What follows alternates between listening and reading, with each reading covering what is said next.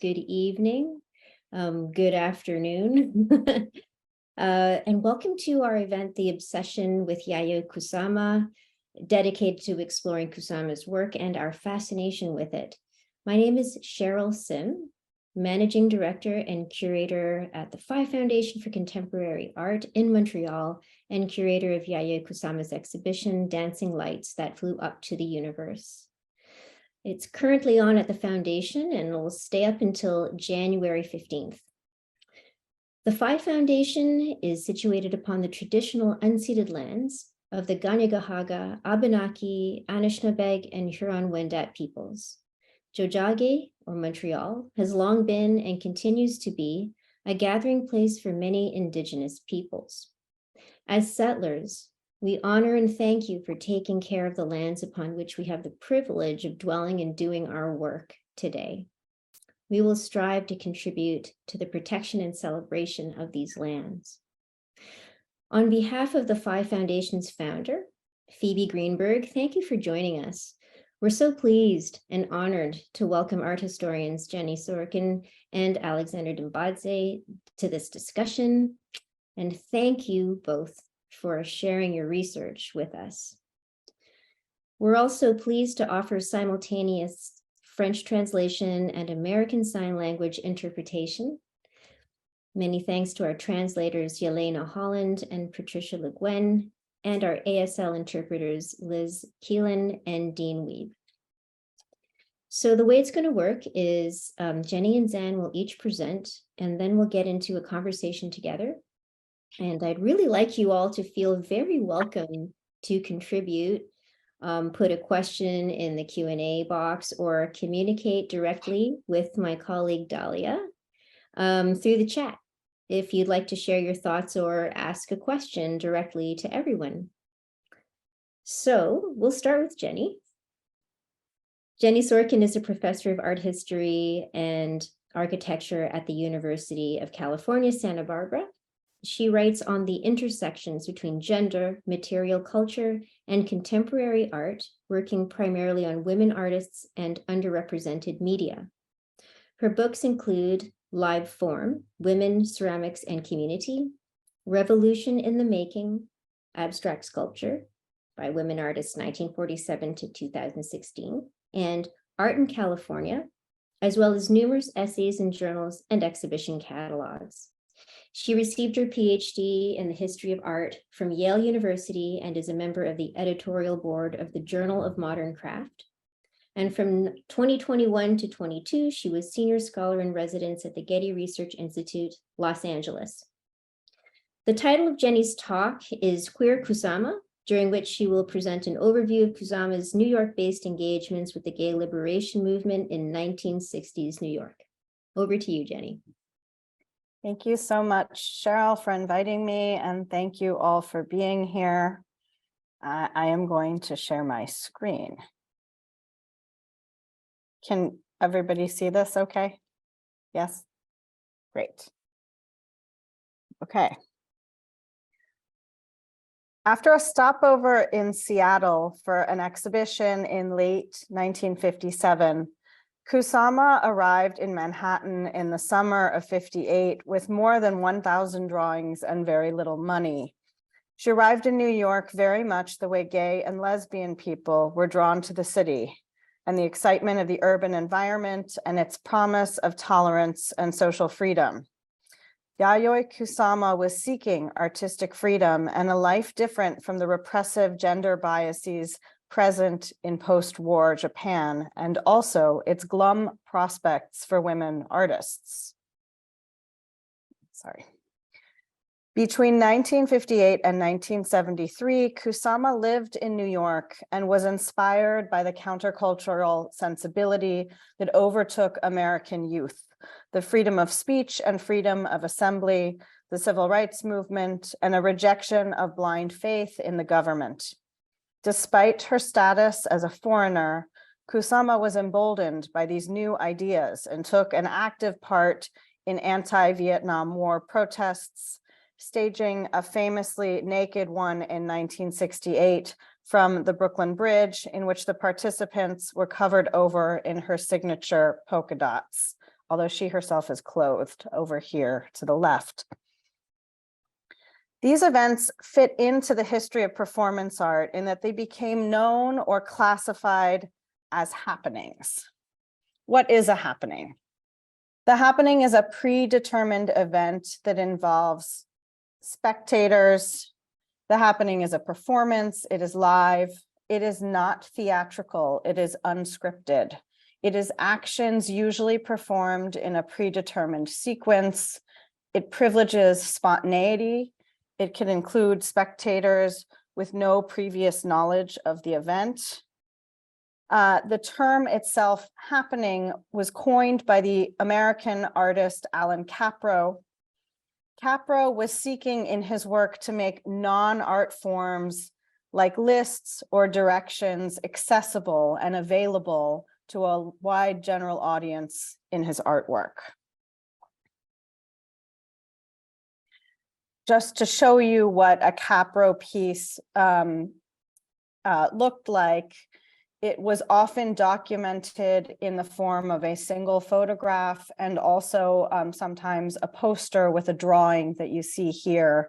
This particular piece is called Fluids, a happening by Alan Capro, and it has very simple directions at the bottom of the drawing in which he simply recounts or narrates the factual terms of the event.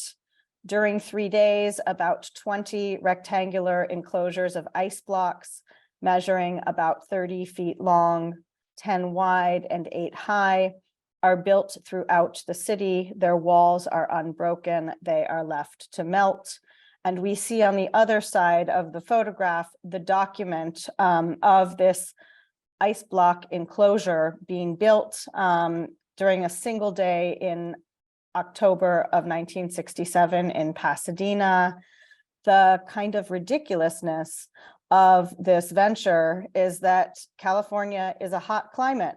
An ice rectangular enclosure isn't going to last very long, hence the title of the piece, Fluids, in which he's actually predicting the ultimate melt-off of the work itself.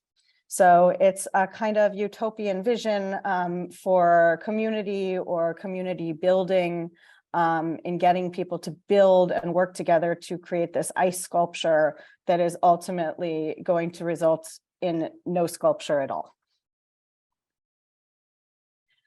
I'm showing you an event that happened many years later on my own personal campus at the University of California, in which a similar ice block enclosure or some kind of wall was built by a group of students in a large courtyard, only for them not to know, which is why I started teaching the happening in earnest on my campus, is because they were recreating this exact idea of fluids without knowing it. So I've always loved this image and wanted to just show it to you. Also, I would say that there is a kind of,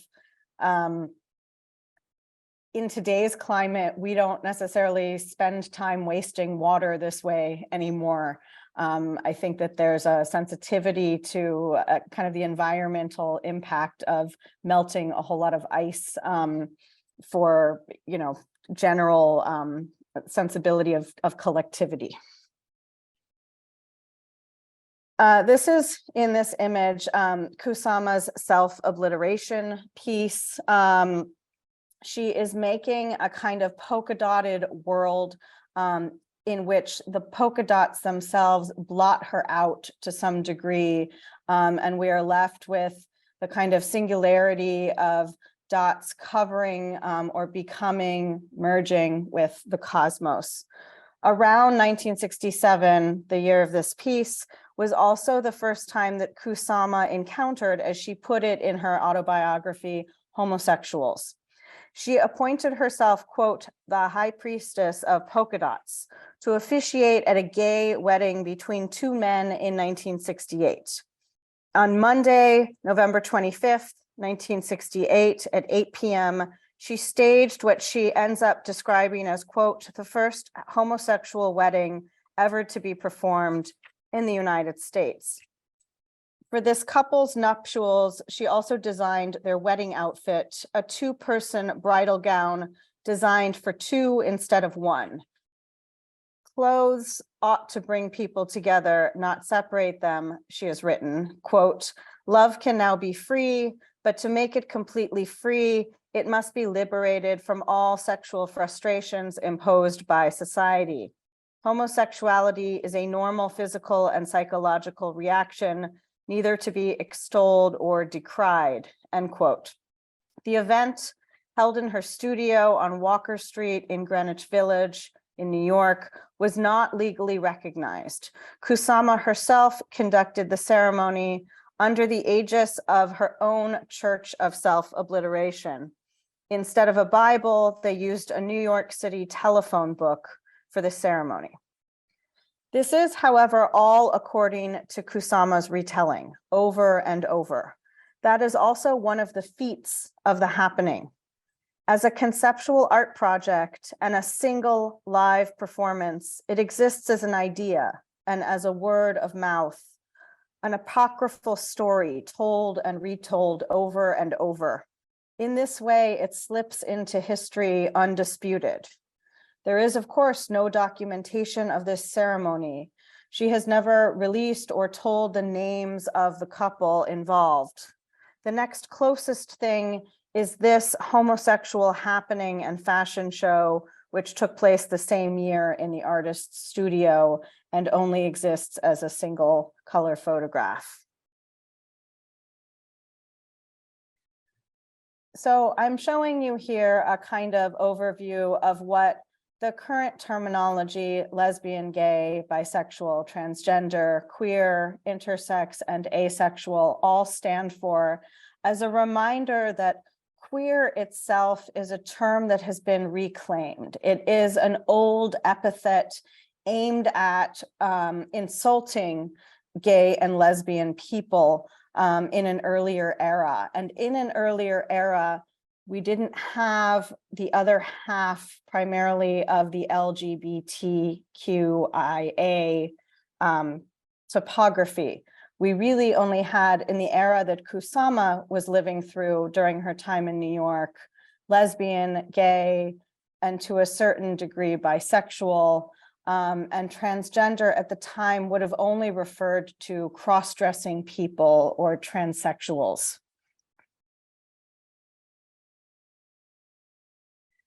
It takes a long time for gay culture in the United States to become accepted or widespread even. And this kind of overview that I'm showing you of gay on TV doesn't come into mainstream or isn't presented to mainstream America until the late 1990s. And so the time at which Kusama is engaging with gay and lesbian people in her very gay and lesbian neighborhood of Greenwich Village, which is New York's hub of the queer community in the late 60s and 70s, there wasn't a place for this mainstream.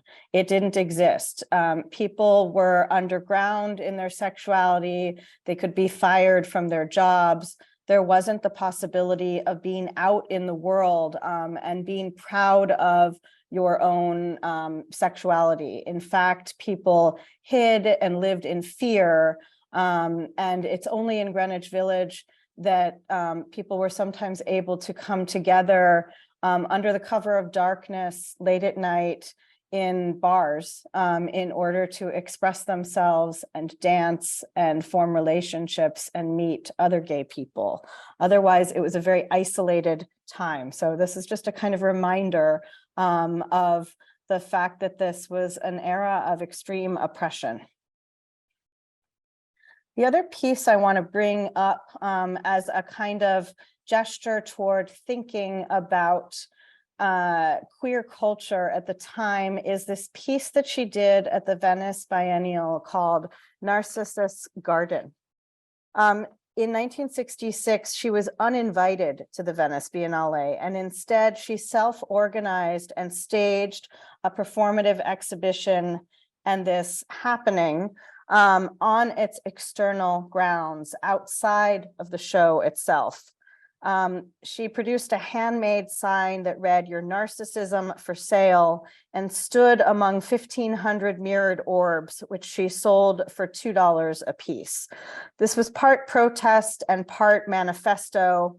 Kusama's baubles enact the French psychoanalyst Jacques Lacan's notion of a mirror stage, a critical reinterpretation of Freudian psychoanalytic theory in which children register self-recognition in seeing themselves in a mirror for the first time as a toddler. The particularity of Kusama's own circumstances as an artist add an additional layer of analysis. In encouraging the viewer to purchase a dimensional mirror, the mirror stage in Narcissus' garden quite literally reflected the transactional nature of self-representation, which becomes a critique of the viewer and also of the artist's own situation at the biennial itself, blatantly excluded from its networks and opportunities.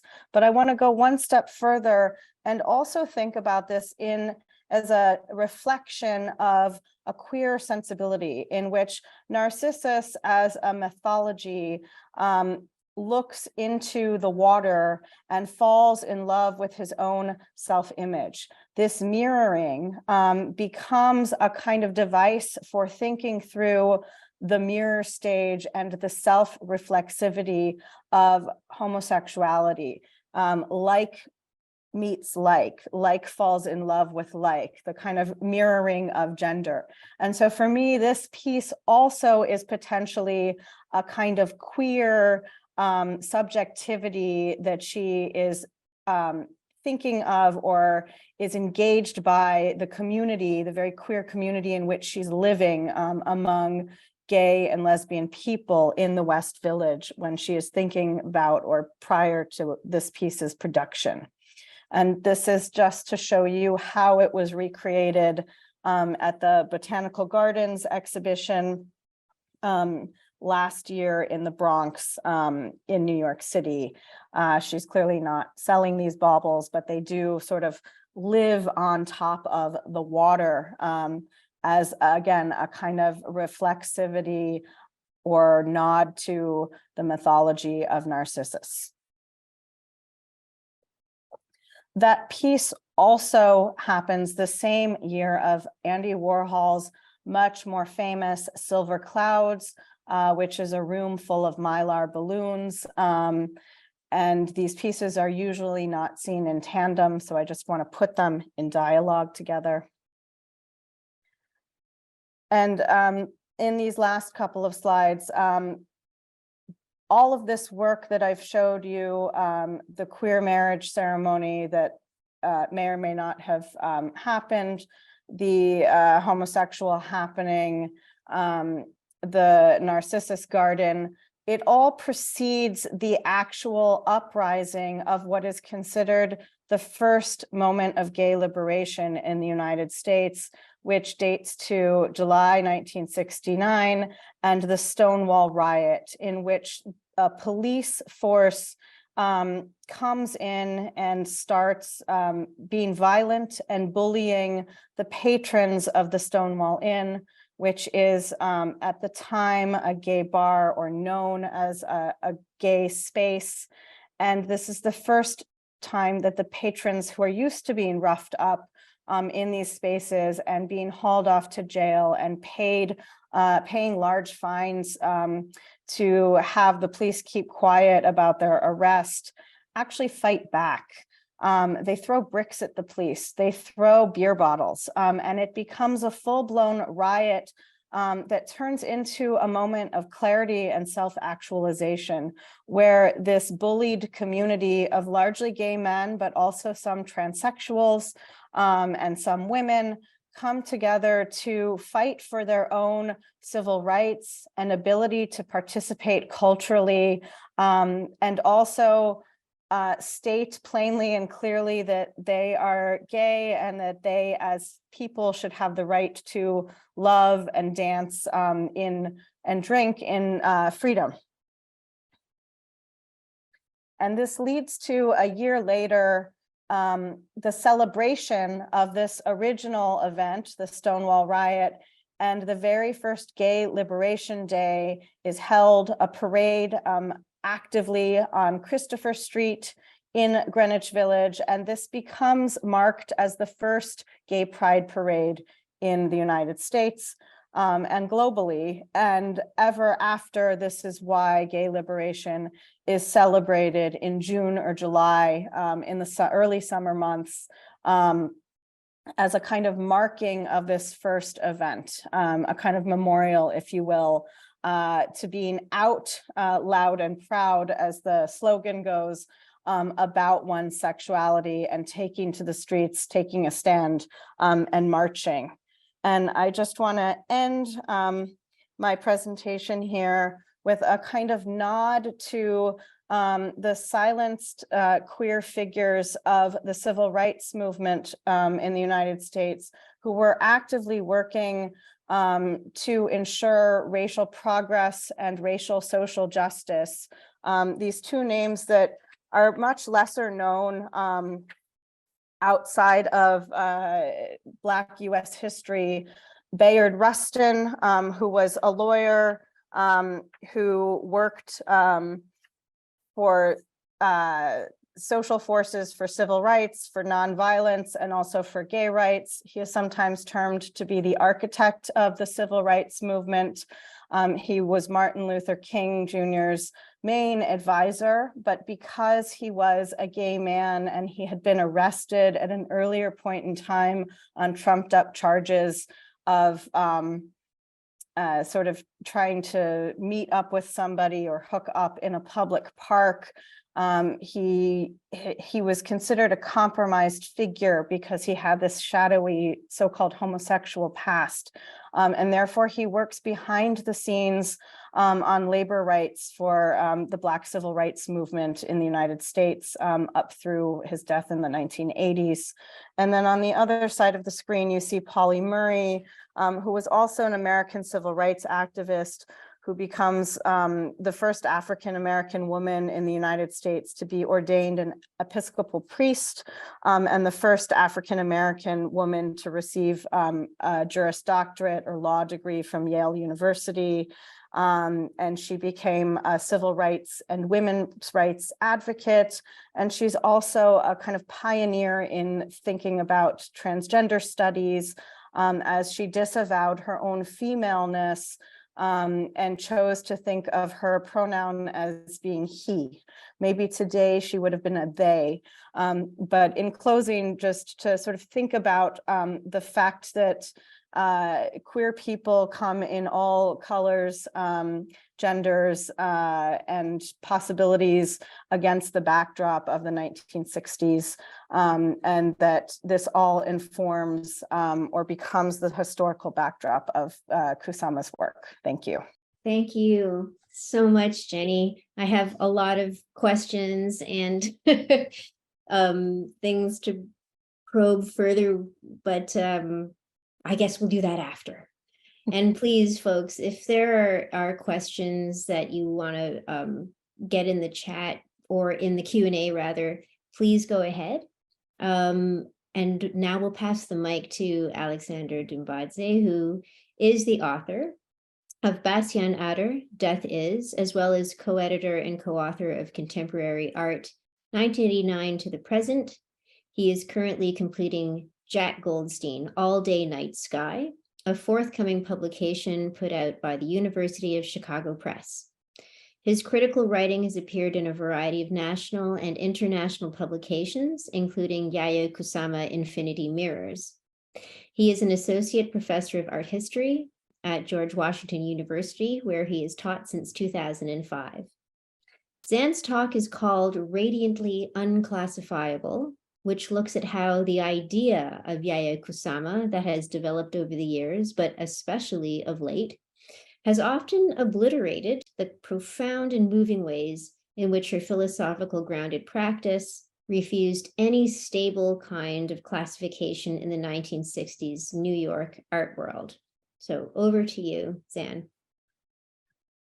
Thank you very much for the nice introduction and everyone here, and really wonderful to follow Jenni's presentation. And yeah, it's a real privilege to have this chance to talk to you, even albeit virtually.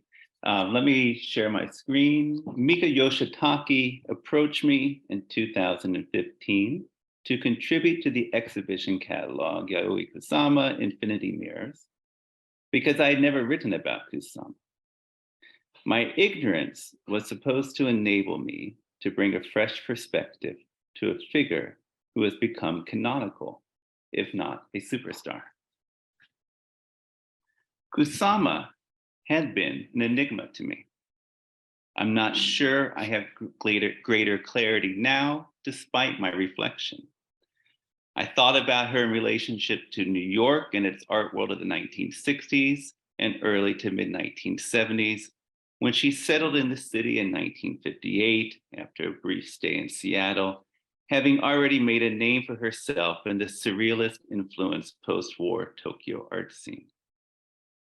Her move to New York severed her connection to earlier works, as well as her youth, growing up in an upper middle class home, suffering the destruction carried out by Allied bombers during World War II. In New York, she resisted categorization in an era in which critics and curators raced to codify nascent movements. What became known as minimalism, for instance, was also called ABC art, literal art, primary structures, and specific objects. But nothing in Kusama's art made things prone for easy assimilation. And the biases she faced because of her gender and nationality exacerbated the situation.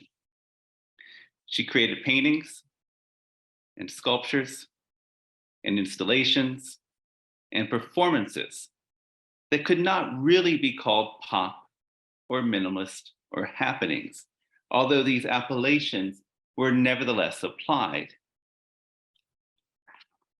She moved amongst these associations, unwilling to let herself or her art become calcified beneath the nomenclature. A few weeks after accepting Mika's invitation, I sat in her office to discuss the scope of the exhibition.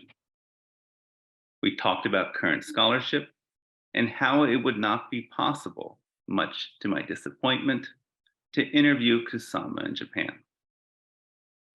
Mika also told me that Kusama would have to approve my essay before it could be published, which caught me off guard and triggered an internal defensive posture, as if to accede to the demand will nullify my critical authority. When I prepared more than 10 years ago my manuscript on Bastian Otter for publication, I hope to include 2 images by the artist duo, Gilbert and George. I relayed my request through their gallery representatives, and after a small delay, I was told Gilbert and George wanted to read what I wrote before authorizing the release of their copyright. I sent them instead a synopsis of the roughly 1,000 words I composed about them, which they determined in the end was insufficient. Don't fully remember why I hesitated to share my manuscript. What I wrote was positive.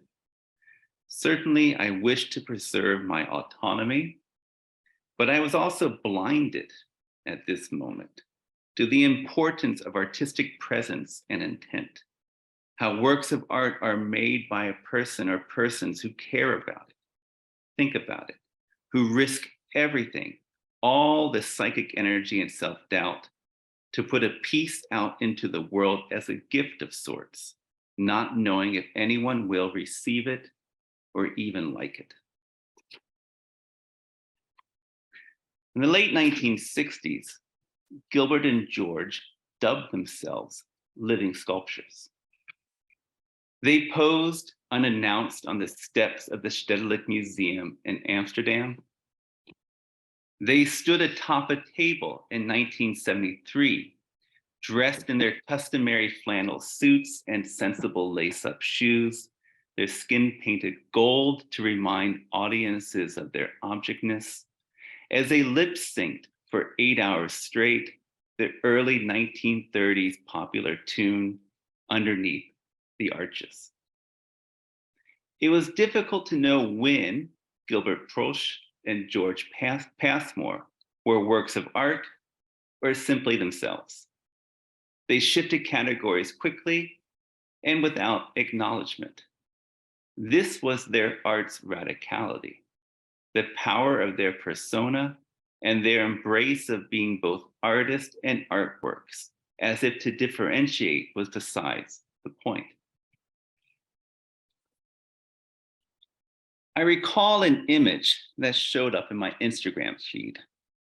It was taken, I believe, by a friend. He was on the train from Paris to London, and sitting behind him and across the aisle were Gilbert and George. By this time, they had been together for more than 45 years, partners in art, partners in life. They were dressed per usual. Both were asleep. Gilbert slouched down, his left arm awkwardly held his tilted head aloft. George was more upright, although looked equally uncomfortable. They were in the midst of the fitful, unsatisfying sleep one has in the cramped confines of train or airplane seats. It was such a tender picture. I don't like to test the accuracy of my memory, since sometimes the images that have taken hold in my mind are so powerful and moving that I hate to dispel them for what they might actually be.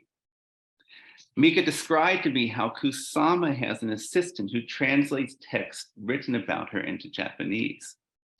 At the conclusion of the day's work, Kusama places the newly transformed pages into her polka dot covered briefcase and reads them at home. Afterwards, she provides comments and requests certain changes. I found this scenario beautiful. It made me want to write about her even more.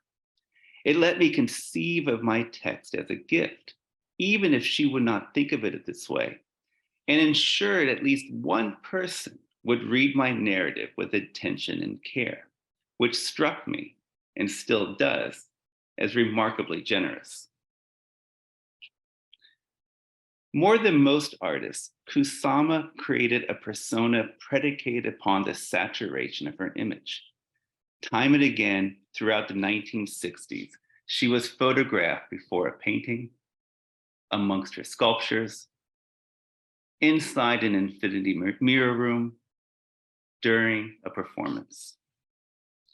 Some of this was to compensate for the fact that commentators ignored her because of her gender. It was also a desire to control her representation, to have her identity reside alongside, but not within her art. There are similarities, of course, to Andy Warhol, and for a time in the 1960s, she was more flushed in media coverage than he. Nonetheless, it's hard to account for her presence, in part because in many photos, but of course not all, she never betrays any emotion, never lets on with either a smile or a frown how she might feel. It's as if her visage is a screen upon which to project our interpretations, though she meets these attempts with implacable resistance. In 1967, Kusama made a film entitled Kusama's Self-Obliteration. It's a psychedelic, amorphous, at times disconcerting piece that captured the complexities in and around her practice. The camera follows her while she walks the upstate New York landscape, applying polka dots to all that she encounters: trees, a remarkably amiable cat, a horse which she rides, the naked body of a man lying face down on the forest floor. She treads into a pond and amongst the water lilies paints red dots that float briefly on the murky water's surface. Kusama and nature and her telltale dots merge into one another as the atonal music drones in the background. The film shifts to views of the New York skyline, bespotted, of course, and then to naked revelers taking part in one of her performances. They touch, caress, and come close to one another. Some simulate sex, others appear to enjoy the real thing. Kusama has paint and brush in hand and daubs dots on gyrating flesh. The spontaneous orgy, or whatever it might be, is liberating, Kusama believes, because one feels ecstatic and loses their sense of self through their willingness to be obliterated. This last word is her cone, connected to her never-ending cascade of dots, which she equated with infinity, standing for atoms and molecules, human beings and other sentient creatures, the stars and planets that make up the universe. From the minute to the massive, they visualize existential questions, what it means to exist, to have a sense of self, to always be aware of the possibility of death. Self-obliteration rejected individuality and, in a way, artistic presence. And yet, strangely and obstinately, Kusama has always remained right here. The French critic Roland Barthes published his short essay, Death of the Author, in 1967. It was commissioned for the journal Aspen by Brian O'Doherty, who himself inhabited multiple personas, including Patrick Ireland, under whose name he made art from 1972 to 2008. Many have read Barthes' highly influential text or absorbed its tenets through word of mouth. For many art historians, it empowered them to prioritize their own voice, no longer beholden to methodologies that envision a one-to-one correspondence between image and text, or artwork and artist. Art history is challenged by two complicating factors: art and history. Art, because one needs to make sense of an image, an object, or some mode of expression that is self-contained, complicated, full of references and associations, or maybe the converse, devoid of such things, perhaps just a shape, a line or two, what some call abstract or abstraction, but regardless, almost always without doubt, put into the world by someone usually referred to as an artist. History is equally complicated. It is everything that might have happened, but to be history, it needs to exist in the present, in language, in speech and writing, in the narrative structure an individual gives to past occurrences, the facts, events, documents, fragments of information, images, objects, the many interpretations already out there, in order to construct a coherent picture of what once was. Art and history are not incrementable, but as with any relationship, say between two people, things can be complicated. Misunderstandings occur, things fester and breed resentment. The bond requires work and understanding, realizing the needs for one are not always the same for the other. For years, and even still today, commentators attempt to divine meaning from works of art by finding corresponding textual references to define what they see. A similar impulse has occurred in wanting to locate meaning of a piece in a biographical event in the artist's life. These efforts can be revealing and effective, but as with many attempts to reach someone else, there can be miscommunication that does more harm than good. Barthes loathed the critical fascination with biography. It impelled his death of the author. He hated the competition to discover the single meaning of a work. He thought more materially and came from the perspective of a reader who sits at home or lies in bed or stands in a crowded subway car with book in hand. Nowhere is the author to be found. They're not beside us. All that we have is the text and our experiences, what we bring to the moment when we read something or look at a work of art. It was the critic with a small c, each and every one of us, that Barthes celebrated because it meant the piece of writing, the painting, the sculpture, the installation, the performance is always open to interpretation. Meaning can never be halted. It also cannot be located simply in the body and mind of the artist or writer. By the time Barthes' essay appeared, Kusama had made 2 infinity mirror rooms. The first infinity mirror room, Fallai's Field, invited viewers inside. The second infinity mirrored room, Love Forever, only lets one stick their head through several small windows. In each, one's reflection recedes endlessly into the background. It's both disorienting and mesmerizing. It's also weird to account for the fact that for a brief moment, the viewer becomes part of the piece. Their presence, their multiplying image becomes an aspect of the work, one that changes with each new gesture, with the flow of new individuals, now usually kept on a time schedule in order to facilitate better crowd control.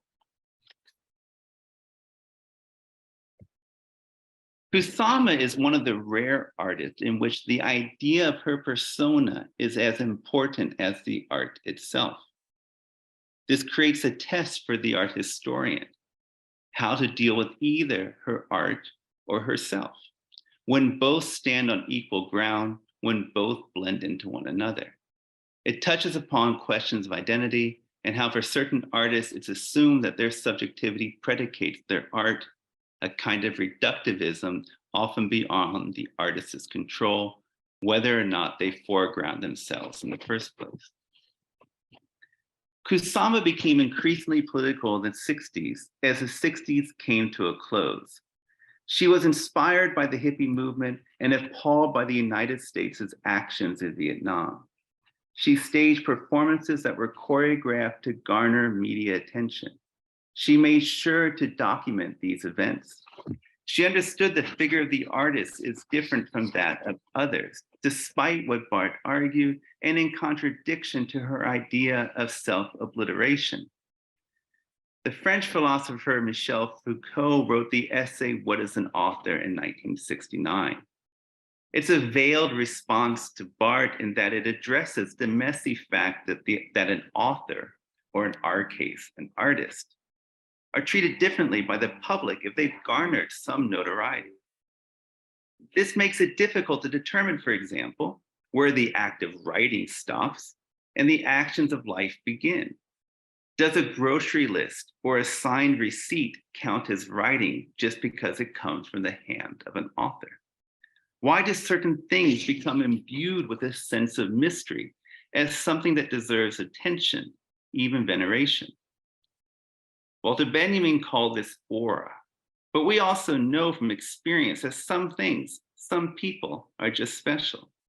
They command our notice for a multitude of reasons, sometimes for what they've accomplished, and other times because of who they are. It's this sense of wonder that Kusama has constructed in many images of herself. How to account then for a presence that has been so foregrounded and yet also denied, cut off, seemingly unavailable, with works of art, especially the infinity mirror rooms that are so welcoming? To step into an infinity mirror room is not a replicable experience. What do people feel once inside, especially when they decide to pull out their phone and document and subsequently share on social media their singular moment? What do they sense when they stare into the device that has become the most powerful force in many people's lives, looking at an image of themselves, looking at images of themselves? The image of Kusama, the image of her works, both are open for interpretation, both feed into the other without fully determining what each means. For the art historian, this requires finding a middle ground between Barthes and Foucault, between the death of the author and the uniqueness of the author figure. For the viewer, for us, in the moment we stand inside an infinity mirror room, it means to stop and look and think and feel and consider the self, ourselves, our diminishment, receding infinitely into the background until no longer visible, realizing in the end, we are nothing. Thank you so much, Zan. There's so much to say. I have a lot of different threads going on, and I really like to invite folks to formulate some of their own questions, and you may even have comments too about your experience with Kusama's work. But I mean, I really appreciated, Jenny, how you unpacked happenings for us, because there's also a lot of dialogue with, you know, happenings as they happen through the Fluxus movement as well, and how do we discern happenings, and that she called them happenings was also, I thought, sort of a really interesting way of communing with, you know, what was going on in popular culture at, you know, at the time, the 1960s in New York. But what we get asked all the time about this show from journalists and others is, you know, why is Kusama so popular? Why is this show garnering, why do her shows in general garner so much attention? And a lot of things seem to point to these happenings, because they created such a huge media frenzy globally, to a point where, right, she really was overwhelmed by that attention. Open that to both of you to maybe comment on. I'm happy to start. I would say that the part of the happening for the present is that there's so much potential for participation in the work, and that you know, as a viewer, you spend time waiting in line, and then you walk into, you know, a mirror room, you stick your head in various configurations of holes to look into one of her boxes. You get to take stickers and put them on things or put them on yourself. And I think that most art museum experiences are about close looking, but not necessarily touching or interacting. And so the ability to interact with her work, even though you can't touch like the accumulations or the furniture, is still, I think, feels vital or vibrant to a larger public for me. Yeah. Zan, I'm not sure if you have any, do you have some thoughts around, you know, sort of the happenings as kind of an origin to, you know, propel her to this kind of crazy global attention? What I think in relation to what I was going to say is I agree with what Jenny was saying. And I always found one of the things I think is really interesting about Kusama is that, like, at least in the United States, when she moves back to Japan, she sort of falls out of the narrative here. And when the Guggenheim did the first retrospective, I think of her like 99 or 2000, that was one of the first times in New York that people started thinking about her again. And there's a weird way that that she sort of came out of nowhere or been rediscovered, and in a certain way becomes almost like a younger artist. You know, there's this amnesia about the past and about her works, and she was able to start afresh in the minds of a lot of folks, which also allowed this sort of, I think, bringing back the Infinity Mirrors, because there's a real gap also in the production. I mean, the last one was 66, and then it wasn't until the mid 90s again that she starts doing that. So I think some of that stuff is coinciding with the renewed interest in the ways in which that show and other things. And I think it's just also, there's something about her work that coincided with the increased need for people to have what they think is an authentic experience, and to go out and search for something, find something, feel something, and then let other people know about it. And it becomes and fills some sort of lack that people have, I think, in life or culturally, or what's being generated a lot by this sort of constant demand for attention. And I think her work really, falls into that, and it brings people, a sense of fullness. Well, it makes me wonder to what degree sort of the action of fragmenting oneself through the taking of a selfie in an infinity mirrored room is some kind of extension of the happenings, of the ability to participate in a work that actually takes you, interestingly, into that other realm where you do become sort of part of something much larger than yourself. I think that's actually very true. And I think that also the infinity room ultimately becomes a weird isolating space of it was like sanctioned for COVID, because you have, one or two people, sort of like an elevator. You can have a whole family in the room at once, but not people who aren't related to, or the people you didn't come to the show with. And then you put all those images together and it becomes seemingly participatory, but as you're saying rightly, Cheryl, fragmented, because all those people might have had the same experience, but they're not all in the space simultaneously together. But it starts to feel like you might be once you see so many of them over and over again. And I do think that Zan's observation is very smart about the idea of her being sort of reintroduced to a larger public as a quote unquote younger artist, even though now she's 93, she gets to sort of remake en masse all over the world these infinity rooms that she gets to work at a scale that she wasn't able to work at in her very early and impoverished beginnings here in the States. She gets to come back bigger and larger.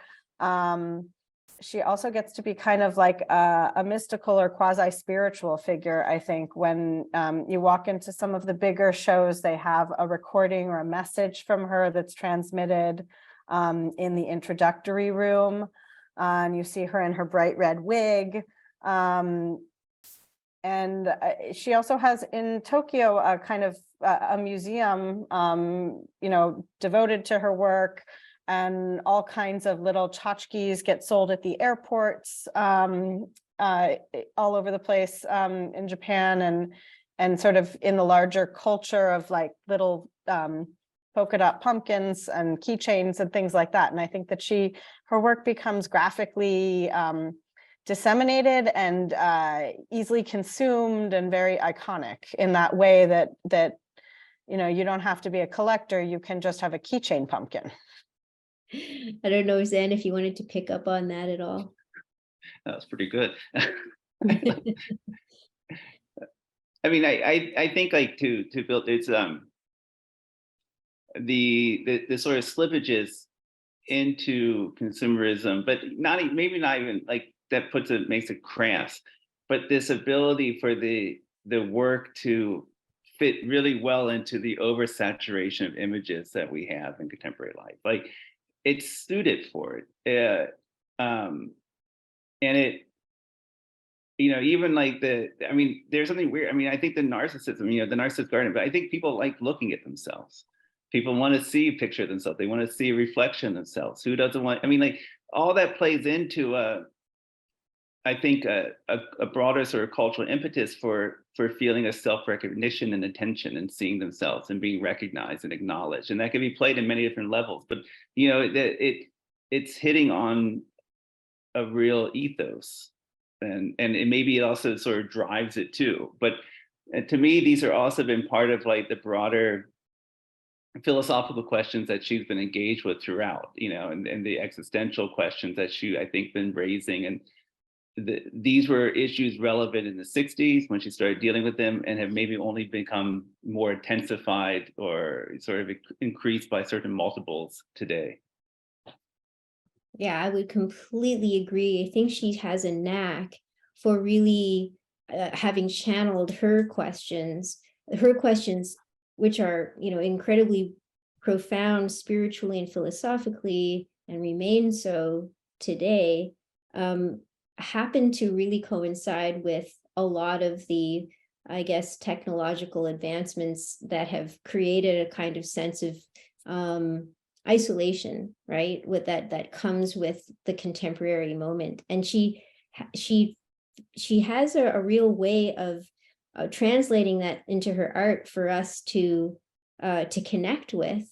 And then ultimately, her message these days is so much about love, that she really just loves us. She loves herself. That's definitely abundantly clear, and so in so doing also wants to be loved, right? So that seems to be something that people seem to really connect with and want to hear, and they want to, they want to love her. I have anecdotes from our visitor experience coordinators who've been working this show now for 4 months, where there are folks who come in dressed as her.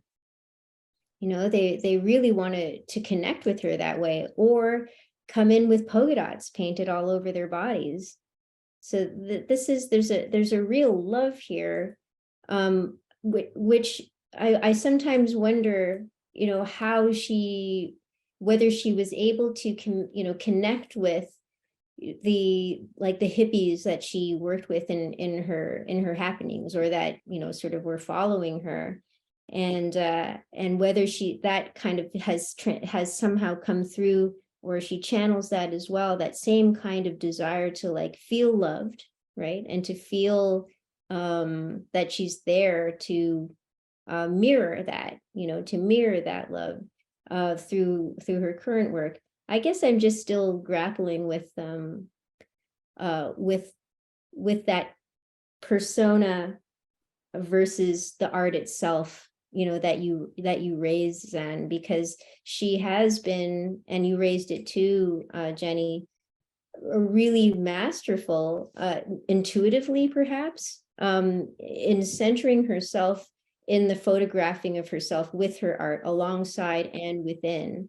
as an interesting strategy. And she's very she's been very good at sort of formulating a kind of narrative around herself, which has come through in her autobiography and other writings. Even the titles of her works in the Eternal Soul paintings tell you a lot about where she's at and what she's thinking these days. These are mostly just comments. I don't know if I have.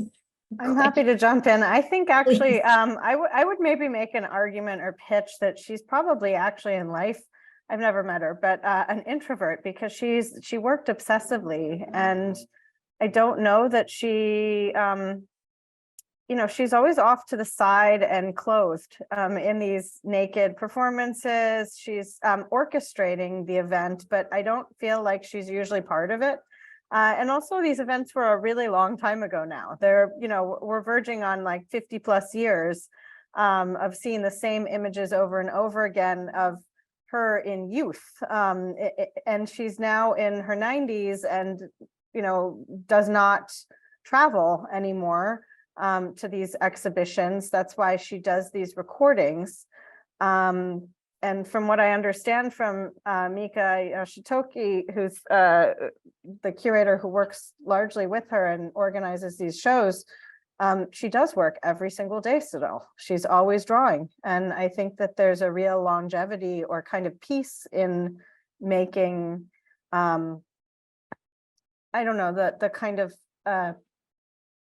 sense of centering that one gets in drawing, in kind of an exterior production on paper, even an obsessive one. The mirror rooms are really a small part of her. The number of paintings which are out there is insane, and they are this constant sort of thing. Her persona.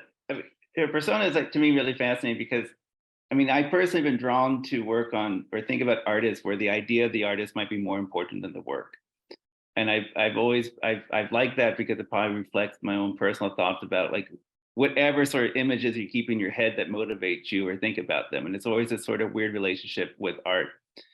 And like how the art object has its own life of its own. And I think where with Kusama is really fascinating because of this. I think there's some self-consciousness going on and playing with this. And then it's also interesting, for example, like, relationship to like friends or peers in the 60s, like Donald Judd, who she was really quite close with. They lived in the same building upstairs. They were friends. I believe there's like an anecdote that's true, like Judd helped her carry one of her paintings to hopefully be part of the Whitney show. I mean, all these type of things are these really intimate, really that make Judd, who seems like not a personal person, very personal. But there's someone whose work, who has this huge presence, an idea, but the work is so different, and it lacks any sort of personal imprimatur and stuff like that. But the work, in some certain way, sort of like exceeds anything about Judd the person, and even the way Marfa and these environments go, or the Judd Foundation, you go there. I mean, everyone might be saying Judd, Judd, Judd, Judd, but there's still something where the work is bigger. But Kusama, I think, there's something striking in those videos that she does, when she reads poetry, and someone who doesn't speak Japanese, but the way in which she reads, this sort of control or composure or cadence, and the type of way that she presents herself, I mean, super moving. And it's, to me, it becomes all part and parcel of a larger project or part of a practice. Even maybe that might be just incidental. It's something that maybe walks alongside or is kind of artistic and not art, but it really starts enriching the whole experience. Go ahead, Jenny. Oh, I was going to say, should we turn to some of the questions? Yeah. We have a kind of group of them We now. have them coming. Yeah. So exactly right. We'll just take them in order. So I'll just read them out for everyone. First one is, in relation to the history of art, if we had to associate a figure of the artist with Yayoi Kusama, which one would it be? And there are sort of these kind of tropes, right, out there. So some of them are the committed artist, the figure of genius. Thoughts? So I have written about Kusama twice in publications, and I did take on the idea of the outsider artist, and put her in a kind of larger idea of thinking about her as really the ultimate outsider. She's not self-taught. She is in a voluntary asylum. It's not even a hospital. I think it's sort of like a resort. She does play up this idea of mental illness. I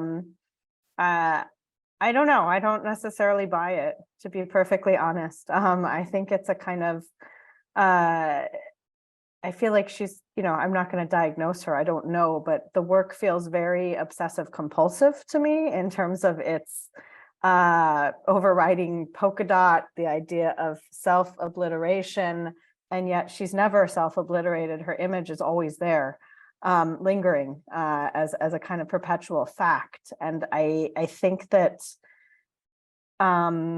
mental illness is too easy as a category in which to encompass her work, and it makes her much less complex to sort of simplify it as just obsessive genius that's just purely intuitive. She seems to me quite rational and quite very savvy, honestly, in the way that she has created a kind of industry and world around her production, and also the fact that she's quite elderly at this point and has a whole studio of people who have to be there to help all of these shows happen and to make and produce this work. A lot of this work now is outsourced. It's not made in-house necessarily. The drawings and the paintings are her hand, but all of the objects are largely fabricated elsewhere. Like many contemporary artists, there's a whole team of fabricators. And I think that that's something key here, is that she's clearly not, one must fabricate all of those infinity rooms. It's a bunch of techies doing that work and producing it. She's like a director orchestrating her production. Indeed, I mean, she's an entrepreneurial, it would seem, by nature. You know, when you look at how she's sort of wanted to do everything that she's been interested in, including fashion, including, you know, writing literature, writing fiction. Zan?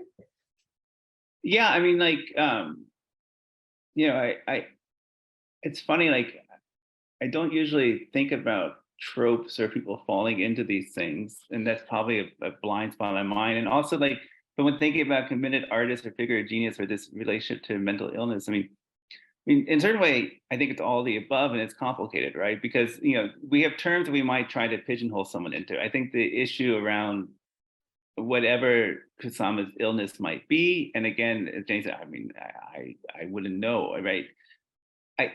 I think as a historian, part of the challenge is if this is a condition that's been part of the work all along or part of the person all along, it becomes sort of baseline. And so it's one of many other things that help shape something, but it's not maybe the defining one. I'm currently working on someone right now or writing about who had a bad drug addiction or it came in and out. And it's one of those things that's there and it's part of it and it becomes a defining feature, but it's not the only feature, right? It's not all this stuff. So I think that part has to be recognized that, like, I think all folks are complicated. And sometimes when we're trying to make also our historical arguments or trying to narrativize things or trying to look at larger projects, an individual life, I don't think is really an argument. You know, it's not really acted out as an argument. It's something that is inconsistent, messy, and full of many different possibilities. And I think sometimes it becomes like when we want to see a figure, especially someone we don't know, someone we only see through images, it's much easier, right? I mean, like, and I think to Jenni's point, I mean, like, in a certain way, her image is so saturated, it's another shield to defend her, you know, to defend herself. So we don't really know what she's like. We just know this thing. Warhol was super good at this too, right? I mean, like, what Warhol was like at home living with his mom was really different than Warhol at the factory. You know, I love this idea of Warhol speaking Ruthenian with his mom and then like hanging out at the factory. You know, like these are just two different realities, but it's the same person. Yeah, and thinking about sort of associating mental illness with her work, it, you know, when we were doing a lot more research and reading a lot of art historical texts on her work, we noticed a kind of shift. There were earlier writings, maybe up until the 90s, were very much taking that kind of approach. You know, sort of the importance of her mental illness as being sort of germane to her production, and then by the late 2010s, I guess, we start to see a shift to question whether that is really too reductive, you know, sort of as you're suggesting. And I would tend to agree in the same way that I think, you know, sort of just associating her work with certain movements like pop or minimalism is like, they don't seem to work at all because her work doesn't seem motivated by those same tenets that were driving, you know, those particular movements. So kind of really dissatisfying, really, and actually very, very happily so, because then we start to complicate her work in the way that it deserves to be. And it is radiantly unclassifiable. Maybe we can, I think we'd address mental illness in some ways. It'll probably come up in some of the answers to these other questions. But let's move to Baird Duncan's question, which is, can you elaborate on the theme of narcissism and how that plays into obliteration? They seem like opposites, but she puts them with each other so seamlessly. I think that's a really good observation, Baird. It is a very seamless overlay in which they kind of come together. The narcissism, I think, is not just in the mirrored surfaces but also in the fact that the mirrored surfaces require activation. They require a viewer to activate them. And they are sort of empty cubes if someone's not in them or not taking a selfie these days in them, or in her earlier time being photographed in them. But I think that the mirrored surface also becomes a kind of stage set to some degree, and a place of performance. And for me, that turns on the same sensibility of the public self and then the private self that we've been talking about, where the public image is a form of obliterating the private persona or the private self, that you don't have to show yourself if you're in a kind of, you put up a mask, you're on a stage. If we think of these mirrored surfaces as stage sets in which one is always performing the self, then one could also see the private self as being fully obliterated or hidden in some way. I guess that would be my way of interpreting these two sides of the same coin.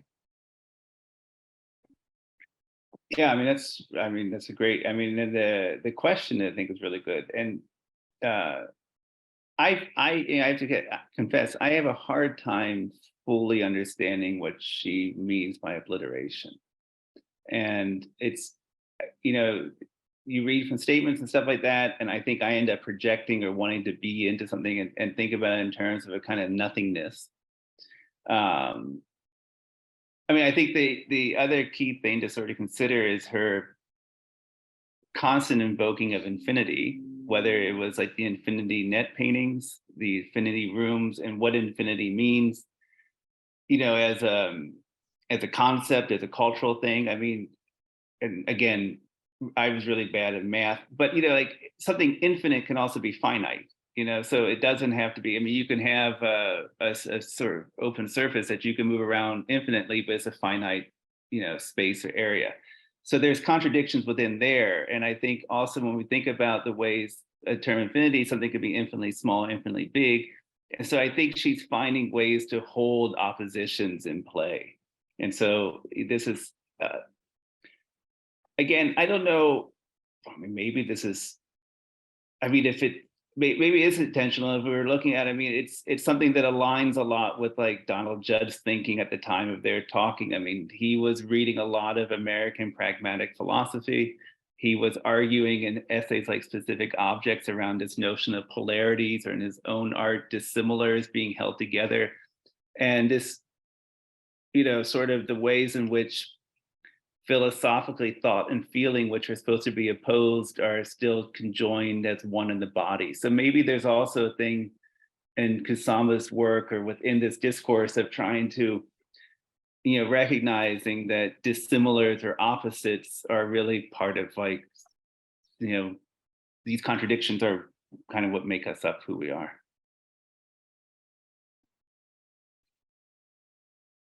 Yeah, thank you both. We have another question here, which is, what are the conceptual and formal aspects of phenomenology and immersion explored by the artist as an example of her contribution to the history of art? Ooh, that's a hard one. You go first.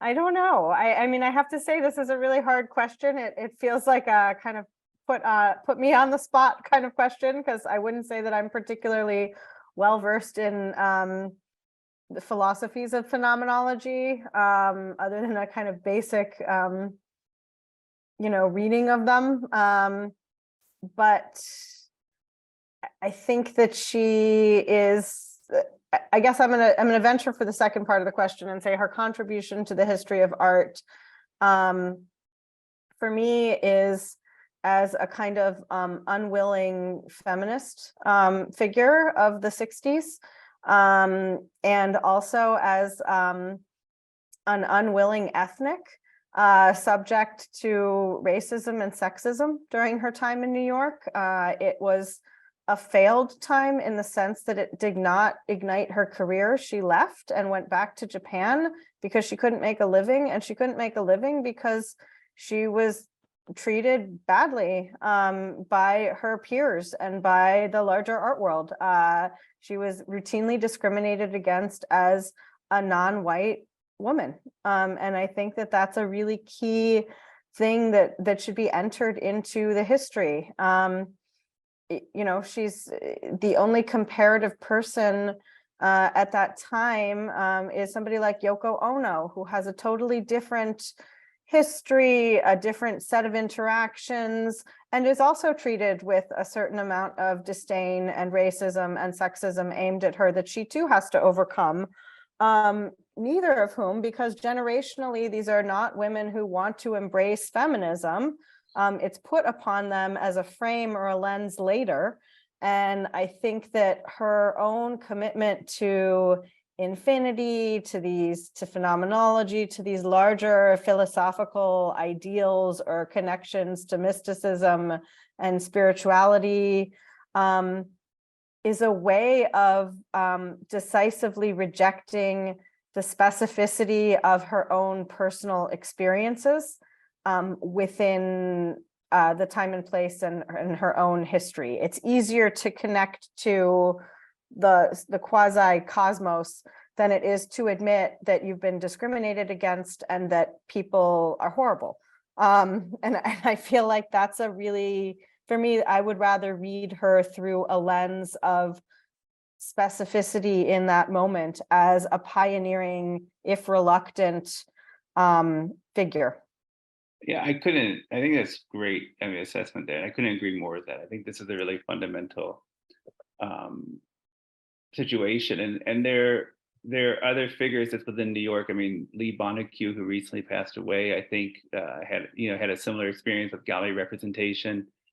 Lee Lozano and her Dropout piece, which was a piece where she, when she stops being part of the art world, these type of things are as much a product of the situation, of the times, of the change. And I think they become really important.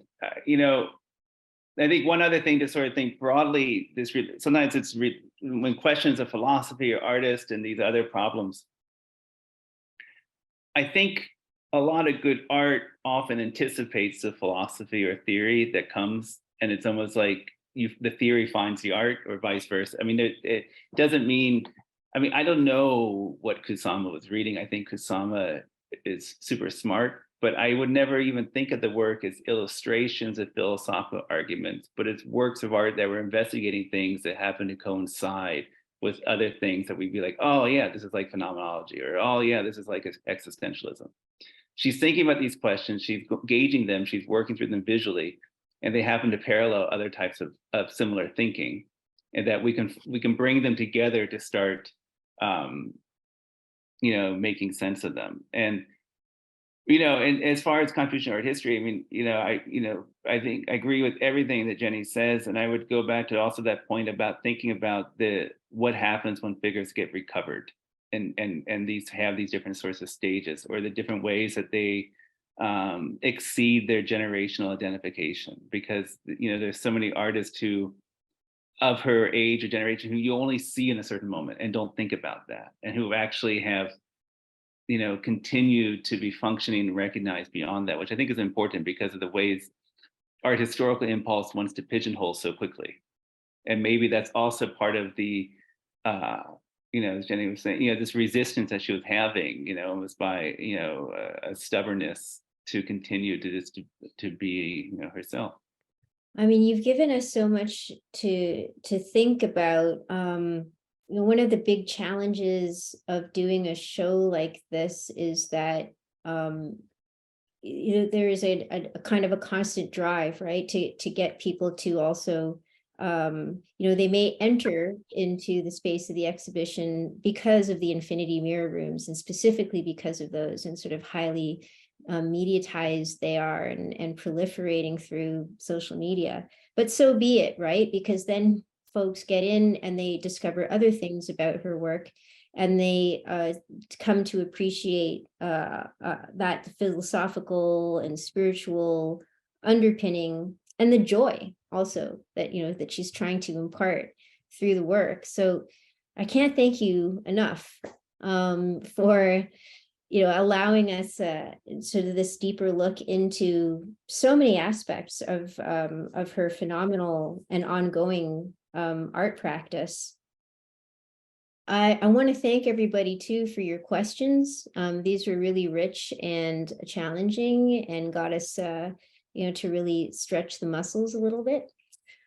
So thanks, Jenny and Zan, for being with us here in Montreal. Thank you so much for having us. Thanks so much to my colleagues, also Dahlia Cheng and Mary Faye de Guer, and to our translators and interpreters, Yelena Holland and Patricia Le Guin, Liz Keelan and Dean Weeb. And last but not least, thank you all again for joining us online. And we really hope that you'll continue to follow our activities at Phi Foundation for Contemporary Art, even long after Kusama has left our buildings. So take care, everyone, and all the best to you. Thanks again.